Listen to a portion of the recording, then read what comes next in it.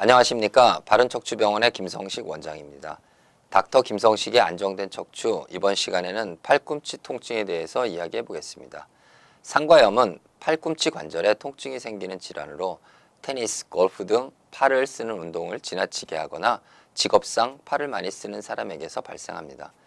바깥쪽 상과염을 테니스 엘보우, 안쪽 상과염을 골프 엘보우라고도 부릅니다.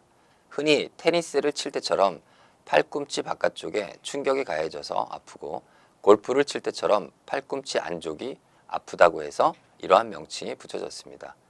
과도한 운동이나 업무로 인해 팔꿈치에 붙어있는 힘줄에 무리한 힘이 가해지면 염증과 미세한 파열이 일어나 통증이 발생하게 됩니다.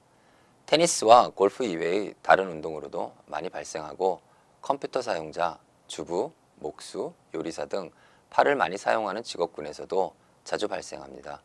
테니스 엘보우가 골프 엘보우보다 10배 정도 더욱 흔합니다. 테니스 엘보우, 골프 엘보우 원인은 손목 관절에 펴지는 근육, 굽혀지는 근육에 과도한 힘이 가해지거나 반복하여 무리하게 발생되는 경우에 발생하게 됩니다. 골프 엘보우는 손목 관절 굽혀지는 근육에 발생하는 것이고 테니스 엘보우는 손목 관절에 펴지는 근육에 발생하는 것입니다. 팔을 과도하게 사용하거나 갑자기 힘을 주는 경우, 빨래를 짜고 마루를 닦는 등 손목을 회전하거나 뒤로 젖히는 경우, 오랫동안 키보드 사용으로 인해 팔꿈치에 무리가 가는 경우, 무리한 운동으로 팔꿈치에 외부적 충격이 가해지는 것이 팔꿈치 통증의 주요 원인입니다.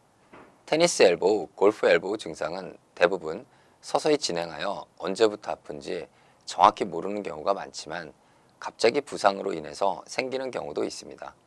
통증은 미약한 정도부터 밤에 잠을 못 잘 정도로 심한 상태까지 다양하며 세수나 식사 등의 일상적인 활동이 어려운 경우도 있습니다. 대표적인 경우는 야구공 등을 던지는 자세를 취하면 팔꿈치 안쪽이 욱신욱신 아프고 팔꿈치 바깥쪽에 볼록한 부위가 특히 아프며 팔꿈치 안쪽을 누르거나 팔을 뒤로 젖혔을 때 통증이 느껴지고 무거운 물건을 들거나 물건을 잡는 경우에 더 아프게 되며 어느 날 갑자기 팔꿈치가 너무 아파 찻잔을 들기도 힘든 경우도 있습니다.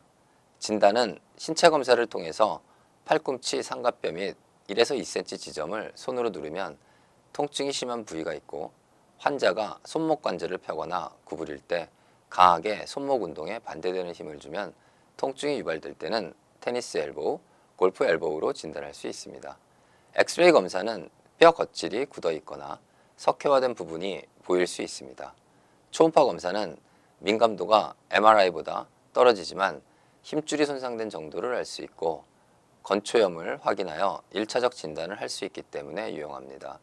MRI는 힘줄이 손상된 정도를 확인하고 다른 원인이 있는지 알아보기 위해 필요한 검사입니다. 예방법은 테니스를 칠 때 생기는 팔꿈치 통증은 대부분 좋지 않은 백스트로크 자세에서 나옵니다. 즉, 백스트로크 때에 팔꿈치가 구부러지는 자세로 공을 치면 공에서 건네지는 근육의 충격량은 팔을 뻗을 때보다 상당히 커서 무리를 주게 되는 것입니다. 이 외에도 그립이 너무 크거나 테니스 라켓 줄이 너무 팽팽하면 같은 이유로 테니스 엘보우가 올 수 있습니다. 주부들의 경우는 빨래를 짜고 마루를 닦는 등 손목을 회전하거나 뒤로 젖히는 운동이 많은 가사 일에서 잠시 벗어나 팔을 쉬어야 합니다. 손상된 근육을 충분히 스트레칭해서 팔꿈치 관절이 편하게 움직일 수 있게 만들어 줘야 합니다. 이를 위해서는 팔꿈치를 편 상태에서 앞으로 내밀고 반대 손으로 손목을 위와 아래로 충분히 움직일 수 있게 스트레칭하는 것이 좋습니다. 이번 시간에는 팔꿈치 통증에 대해서 이야기해 보았습니다. 감사합니다.